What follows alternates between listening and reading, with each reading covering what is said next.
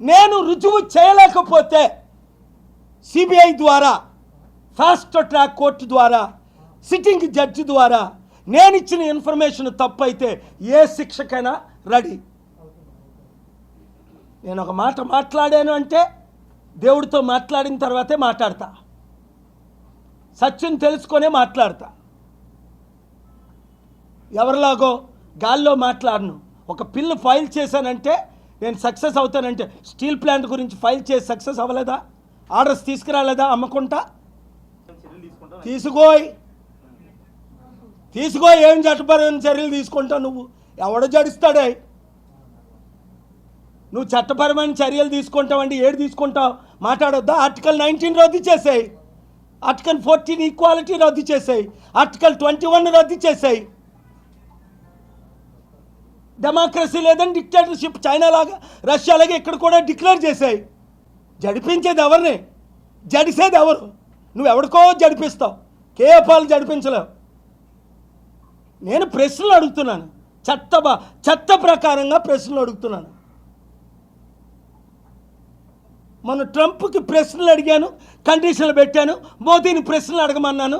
ఈ ట్రిప్లో ట్రంప్ మోదీని ప్రశ్నలు అడిగాడు.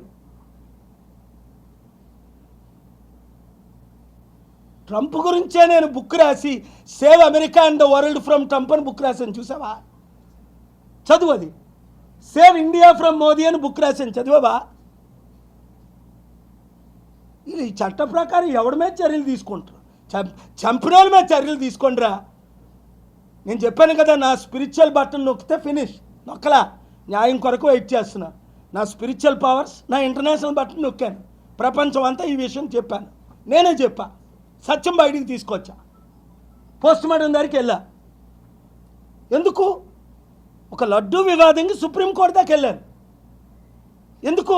100 కోట్ల హైందవుల మనోభావాలు దెబ్బతీసినట్టు మాట్లాడారు కనుక జస్టిస్ గవాయ్ గారి ముందు మాట్లాడాను. నెక్స్ట్ మంత్లో ఆయనే సీజే. ఎవరి గురించైనా న్యాయం చేస్తాను నేను. ఇది క్రిస్టియనా, హిందువా, ముస్లిమా ఇష్యూ కాదు. ప్రవీణ్ పగడాల ఫాదర్ ముస్లిము, మదర్ క్రిస్టియన్ అంట. ఎంత మంచి కుటుంబాలు బ్రతికి ఉన్నారా? వాళ్ళని కలుస్తాం. నేను కలలేదు ఇంక వాళ్ళని. చాలామందితో మాట్లాడాను. నేను ఐజీ గారి రిపోర్టు ప్రెస్ మీట్ నేను విన్నాను యూరోప్లో నుండి. కొత్తదేం ఆయన రిలీజ్ చేయలేదు, కొత్త ఏం ప్రూవ్ చేయలేదు. ఎస్పీ గారు ఏమన్నారు? ఆ ఎస్పీ ఈ ఫుటేజ్ మేము రిలీజ్ చేయలేదు అన్నాడు. ఆయన అన్నారు, మరి అదే ఫుటేజ్ ఇప్పుడు చూపించారు.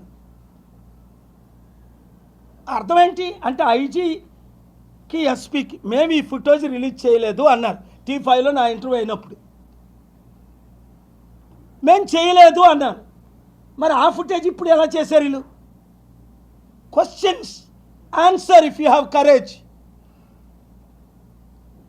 నేను శాంతిగా ఉండమంటున్నాను అందరినీ, కనుక శాంతిగా ఉన్నారు. కుర్రోళ్ళు రెచ్చిపోయి ఉన్నారు. నిన్న రాత్రి ఎంతమంది వచ్చారు టీమ్స్? కుర్రోళ్ళు బ్లడ్ బాయిల్ అయిపోతుంది.